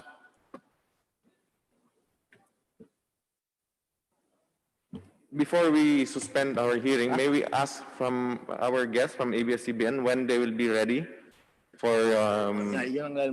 our next hearing? Kailan po ninyo masasubmit lahat po ng mga kailangan ninyong mga AVPs or presentation documents regarding sa next topic natin, which is yung mga lahat na nabanggit po ni Kong Barsaga? Ano pong schedule lang sa tingin ninyo okay sa inyo? Mr. Chair, para klaro lang, yung topics na i-cover po natin sa susunod na hearing ay yung mga binanggit po ni Congressman Marcoleta? Barsaga po. Okay. Opo. By Friday po, we'll be ready to submit lahat ng documents sa committee. Baka pwede pong Thursday na lang para... Thursday po. Opo. And then, kailan po ninyo gusto mag-hearing? Thursday, then Monday, hearing na tayo. Kayo po. Monday po siguro. Kung PD, okay nun? Yes, Mr. Chairman. The sooner the better, sapagkat nakatuon ang mata ng ating mga kababayan sa ginagawa natin sa pagtalakay ng prangkisa ng ABS-CBN. And I think that would also give enough time sa ating Soljan na mag-prepare din ng kanilang opening statement kung tsaka presentation kung mag-attend din po sila sa Monday. So we'll schedule our next hearing Monday, 9 Mr. to... Chairman, just a quick proposal, Mr. Chairman. Sana po makuha na rin natin sa ABS-CBN. Ano po ba yung nature ng kanilang proposal? Is it now a new application? It is now a renewal? Para hindi na tayo din nagdidebate within the committee in trying to consolidate the bills that we have for renewal and for the new application, let it come from ABS-CBN itself, from their legal, what submission they would want to this committee. Salamat, Mr. Chairman. Mr. Katigbak, who would like to answer? Siguro, Mr. Chair, I'll defer to our sponsors and co-authors on the particular issue. Sino mong co-author na mag-ano ngayon dito? Kong Rufus? Ano sa Zoom ba si Kong Rufus? Comsec, pakicheck. Comsec, pakicheck si... Paki-on yung mic ni Kong Rufus Rodriguez. Ay, ikaw na, Kong Arlene? Rufus. Mr. Chairman. Kong Mike. Yes. The reason kaya ko po tinatanong yung ABS-CBN dun sa nature ng application nila, kasi parang humaganda sila na po as the corporate entity to define Nakita na po nila yung presentation ni Congressman Marcoleta. There were several points about the constitutional limitation. Ito pong nature of the bill that we will be discussing now. Will it be a new application? Will it be a renewal? So it would be best, Mr. Chairman, that it comes from the entity itself, ABS-CBN. I would assume that the sponsor later on, whether it's Congressman Rufus or anyone else, would take up the bill. Pero at least makita po natin at walang sisihan nang galing mismo doon sa aplikante ng prangkisa ng ABS-CBN. Thank you, Mr. Chairman. Mr. Chairman. Thank you, Chairman. Before we, Chairman, can I be recognized? I would like to recognize Congressman Rufus Rodriguez. Thank you very much, Chairman Chico Alvarez and Chairman Jonathan. Precisely, I have filed a new bill, 6694, to grant a new 25-year franchise to ABS-CBN because it is a fact that the franchise of ABS-CBN expired last May 4, midnight. But I would believe that, as stated by Chairman Alvarez, that the 11 bills that were filed, which were on renewal, could be by the motu proprio by the committee, could now be converted into all new grants, because we cannot anymore talk about renewal when there's already a expiration of the franchise. And so if the authors would now join me, and if they would signify their intention to be able to amend by manifestation the word extension to the word grant of a 25-year, I think we can join the issues and we can proceed on a new grant, Mr. Chairman. That is my opinion as author of 6694, filed on May 6 after the May 5 cease and desist order of the NTC, Mr. Chairman. Thank you, Congressman Rodriguez. Congressman Mikey Arroyo. Mr. Chairman, I believe that this issue, whether or not it is a renewal or an extension, is very important because there are so many side issues, Mr. Chairman. For example, there's a side issue. It may be big to others, but may be small to others. But for example, the issue of their frequencies, Mr. Chairman. If it is a renewal, then do they still have a right to the frequencies they used to use? Mr. Chairman, these are just small issues,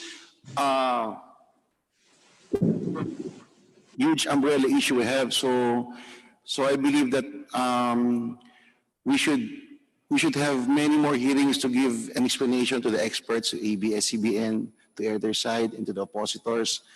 And we haven't heard these gentlemen here. I don't even know who they are. So. Anyway, Mr. Chairman, that's just one of the side issues that I will be asking in the future. So just a manifestation, Mr. Chairman. Deputy Majority Boying. Mr. Chairman. Mr. Chairman, I would like to respond to the remark of the Honorable Rufus Rodriguez. The committee cannot amend a bill filed by a proponent at any time. It has to be the proponent himself filing an amendment to their bill filed. But since it has become moot and academic, I believe that it is just proper for them to refile a new bill for a new grant of franchise. I think that's the only way that we can really tackle it together with the other bills, because otherwise we might be violating our own rules, Mr. Chairman. Mr. Chair, actually, Majority Leader. Good alternative right now is to consider having the committee file a substitute bill to incorporate those previous renewals, and that can be adopted by the said committee on legislative franchise. Okay. The chair is now directing the committee secretary to just file a substitute bill to consolidate all the franchise renewals. Congressman PD. Clarification, Mr. Chairman. If a new bill would be filed, then does it require that there must be the usual procedure, that there must be the first reading, then there must be the referral to the committee? And if this would be the procedure, then we cannot have the hearing next scheduled Monday. Baka ang isipin ng tao, pinagtatagal pa lamang natin to. Bakit hindi na natin i-consolidate na lamang ng committee at gawin na lamang renewal in order to obviate any technicality, considering not renewal but a new franchise, considering that right now there is nothing to be renewed in as much as the franchise has already expired. Renewal presupposes that the franchise is existing, and we cannot blame our colleagues when they file the bills asking for renewal because at that particular time, the franchise of ABS-CBN has not yet expired. So siguro pwede na sa committee level, you just consolidate and ask the authors if they are willing to amend and to make it application of a new franchise, not a renewal, in consonance with the bill filed by our colleague, Congressman Rufus Rodriguez. Thank you very much. Bersagat, that was exactly what I said at the beginning of the hearing, that i-consolidate natin lahat ng renewals nung tinanong po ni Congressman Bumble Tolentino. Thank you. So, Congressman Mikey Arroyo. Chairman, back to my issue, Mr. Chairman. So, do we leave it to the NTC to decide if these frequencies are up for bidding or up for grabs again now, or is it incumbent with the franchise committee to decide that fate? I think all those questions, Congressman Mikey, will be answered in the succeeding hearings. We will tackle issues, specific issues lang per hearing, and I think in one of our hearings, matatakal po natin yan. Mr. Chairman, I'm just saying this as a small side issue because I believe the issue that CBN is trying to say that it is important that we give livelihood to their workers and that they have they can give entertainment and provide news to our people. So I'm not trying to belabor my issue. I'm just saying it is a side issue, but I believe it is of equal importance, Mr. Chairman. Thank you, Congressman Arroyo.